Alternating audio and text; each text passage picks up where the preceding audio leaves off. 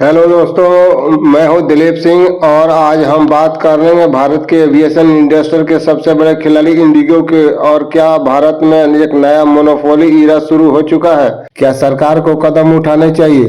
क्या टिकट महंगे होने के पीछे यही वजह है और इसका सीधा असर आम जनता पर क्या पड़ रहा है? तो चलिए शुरू करते हैं। इंडिगो का मार्केट दबदबा। दोस्तों, भारत में घरेलू हवाई यात्रा में इंडिगो का मार्केट शेयर 60% से ज़्यादा है।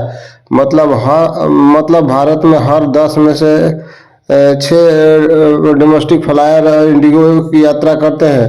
अब आप सोचिए कि एयर इंडिया, विस्टारा, आकाशा एयरवेज और स्पाइस जेट सब मिलाकर भी इंडिगो के बराबर नहीं पहुंच पा रहे हैं। इस तरह की स्थिति को मार्केट में डोमिनेंस या मोनोपोली पावर कहा जाता है। आखिर मोनोपोली का खतरा क्या है? मोनोपोली का मतलब ये नहीं कि कंपनी गलत है, लेकिन समस्या तब शुरू होती है जब प्लेयर एक ही सेक्टर में बहुत बड़ा हो जाए। मोनोपोली से 3 खतरे पैदा होते हैं। टिकट प्राइस महंगे होने। जब कंपटीशन कम हो जाता है तो फेयर बढ़ाने में आसानी होती है। कस्टमर चॉइस कम होता है। टेक इट और लीव इट वाली स्थिति बन जाती है। तीसरा, क्वालिटी और सर्विस पर दबाव। ग्राहक के पास विकल्प ही कम है तो कंपनी आराम से चल सकती है, और कंपनी को पता है कि कोई कंपटीटर नहीं है तो वो अपना मोनोपोली करती है। आखिर समस्या कहाँ से शुरू हुई?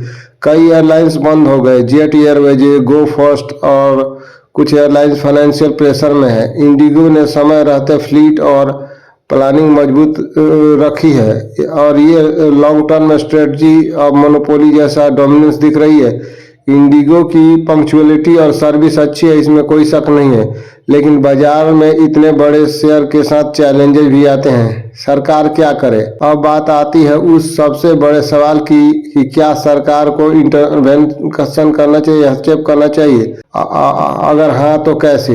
डीजीसीए द्वारा फेयर मॉनिटरिंग को सख्त करना, और कुछ रूट पर किराया अचानक बढ़ जाता है, सरकार प्राइस बैंड या सीलिंग लागू कर सकती है। कंपटीशन कमीशन ऑफ इंडिया की जांच। सीसीआई ये देख सकती है कि कहीं इंडिगो मार्केट डोमिनेंस का दुरुपयोग तो नहीं कर रहा है। अगर हाँ तो पेनाल्टी या रिस्ट्रिक्शन लगाए जा सकते हैं। एविएशन इंडस्ट्री से जुड़े लोगों का कहना है कि जब कोई प्लेयर किसी रूट पर अपना प्लेन लॉन्च करता है तो इंडिगो इस तरह से प्लान करता है ताकि कंपटीटर्स के लिए मुसीबत पैदा हो जाए और उस रूट पर उन्हें सरवाइव करने में दिक्कत आने लगती है। नई एयरलाइंस को एंट्री आसान बनाना, स्लॉट एलोकेशन आसान, टैक्सेज में राहत, रीजनल रूट पर सब्सिडी, इससे कंपटीशन और बढ़ेगा। एयर इंडिया ग्रुप को मजबूत करना।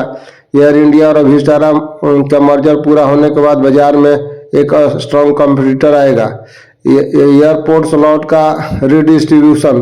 कई बड़े एयरपोर्ट पर स्लॉट इंडिगो डोमिनेंस रखती है। सरकार सभी एयरलाइंस को फेयर एक्सेस दे सकती है। पैसेंजर प्रोटेक्शन रूल सख्त करना। फ्लाइट कैंसिल होने पर कंपनसेशन और रिफंड 24 घंटे में अनिवार्य बनाना होगा। अचानक प्राइस सर्ज की जांच है। Public impact. अगर मोनोपोली अनचेक रहती है तो एयर फेयर बढ़ सकती है, यात्रियों को चॉइस कम हो सकती है, नए प्लेयर मार्केट में आने से डरेंगे।